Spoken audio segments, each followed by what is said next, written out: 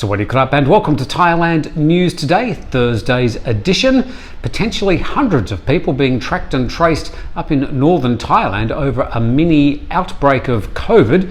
We've got corruption at Thai Airways and deluges in the southern part of Thailand.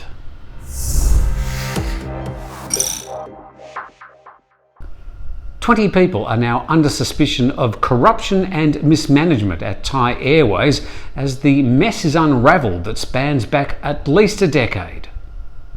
The news announced by police and the deputy head of the commission investigating the airline comes as little surprise to anyone who's been following the demise of Thailand's legacy airline. The airline is tackling a debt of around 300 billion baht. The story follows many other tales of corruption and bad deals that have been part of a larger puzzle that's now being unravelled by accountants and committees who are handling the airline's bankruptcy. Now, 20 people are suspected of corruption in 6 different parts of the company's management. The investigation into alleged corruption of the airline started in August. In September, 18 documents showing evidence of corruption and mismanagement at the airline was submitted to the Finance Ministry, still a major shareholder for Thai Airways. The airline's decision to buy 10 Airbus A320 aircraft for 100 million baht in 2004 was catastrophic. The airline lost money on every single flight of these aircraft. All but one of them have now been decommissioned and stored at the Utupao airport.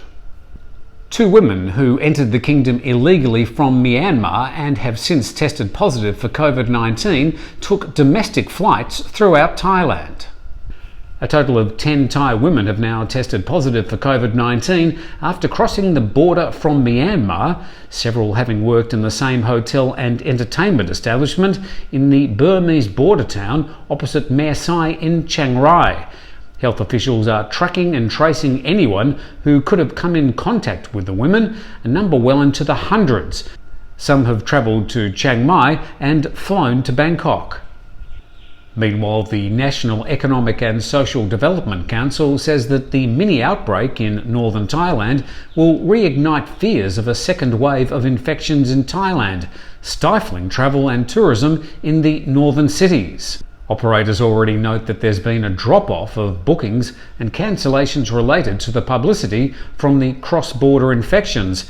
Airline bookings have also dropped to both Chiang Mai and Chiang Rai.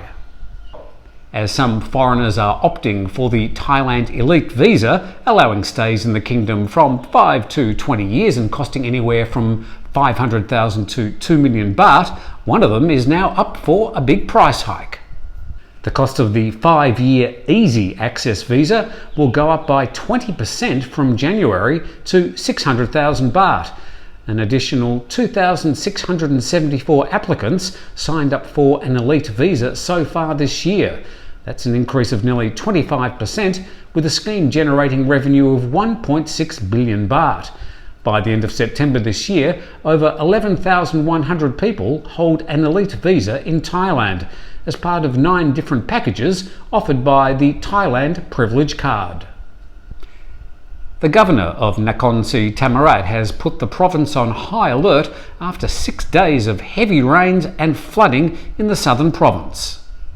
Nakhon Si Thammarat is directly east of Phuket on the Gulf of Thailand. Large swathes of land are underwater after extensive flooding that's affected tens of thousands of people in the region.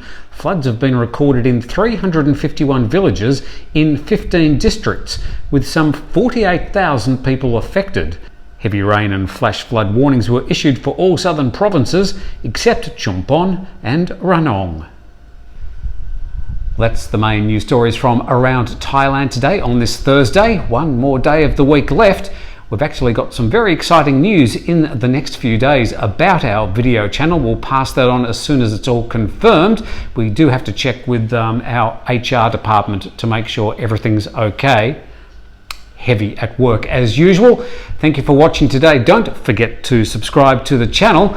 We look forward to seeing you again tomorrow.